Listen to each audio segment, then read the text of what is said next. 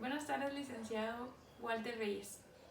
En esta oportunidad venimos a hablar de los ilícitos tributarios. Según mi investigación, lo que cita la Constitución Política de la República de Guatemala preceptúa que la tributación debe ser justa, basada en el principio de legalidad y capacidad de pago, para evitar arbitrariedades, abusos de poder y normar adecuadamente las relaciones entre fisco y contribuyentes. La legislación guatemalteca en materia tributaria sufre constantes cambios y como consecuencia de dichos cambios su aplicación se vuelve compleja, tanto como para los contribuyentes como para la administración tributaria, que quiere decir igualdad de pago o capacidad de pago. Esto se refiere a que tanto como el fisco y el contribuyente en partes iguales deben de hacer efectivo el pago. Ni el fisco debe imponer una tasa mayor de la que ya está estipulado, ni el contribuyente debe hacer alguna maniobra para facilitar el pago de su impuesto. Cuando hablamos de un ilícito tributario, nos referimos a toda acción u omisión violatoria de cualquier norma tributaria. Una infracción tributaria, es decir, la violación de las normas jurídicas que establecen las obligaciones tributarias y sustanciales.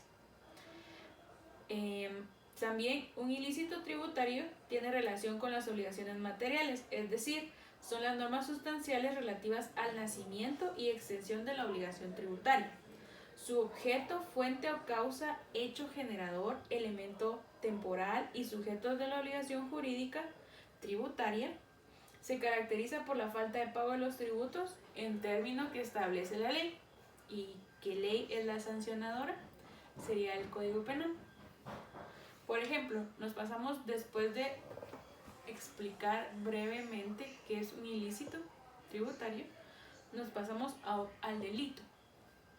Es sinónimo de ilícito, es un sinónimo de delito.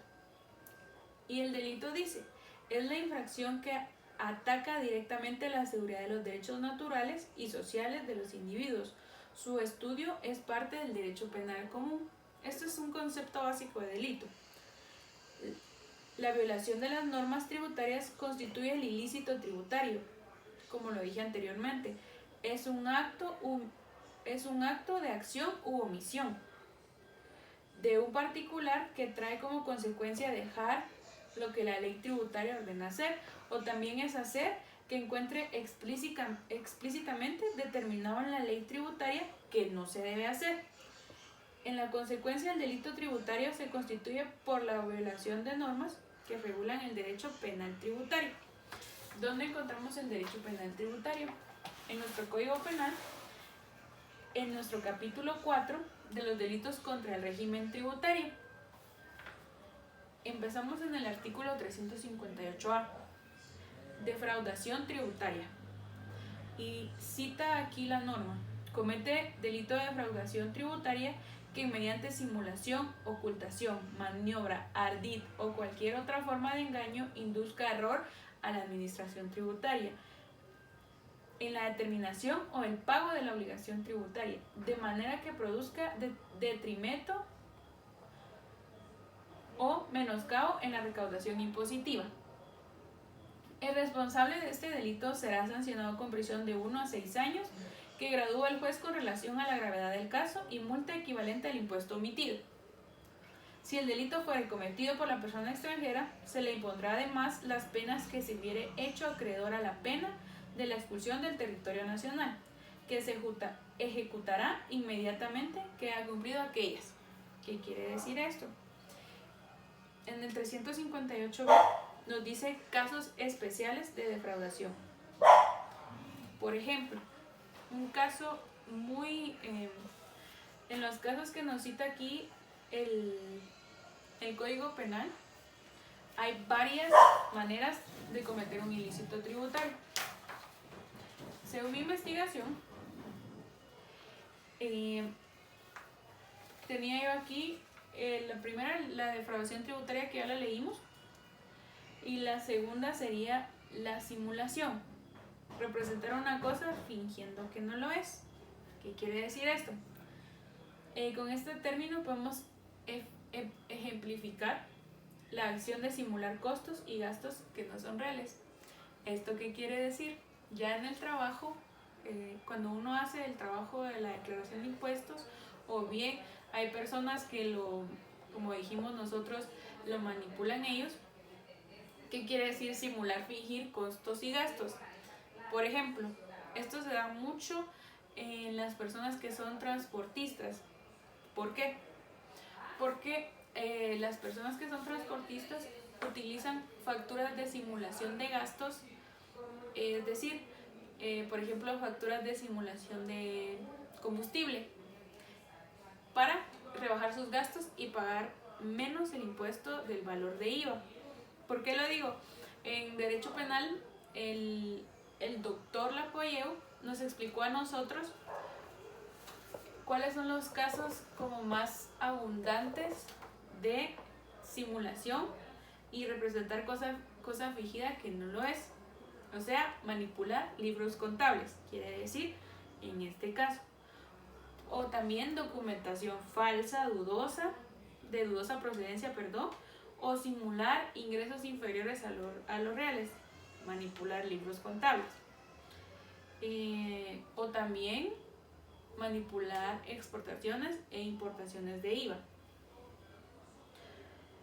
En este mismo de simulación podemos encontrar los verbos que serían ocultación, tapar, disfrazar, encubrir y esconder.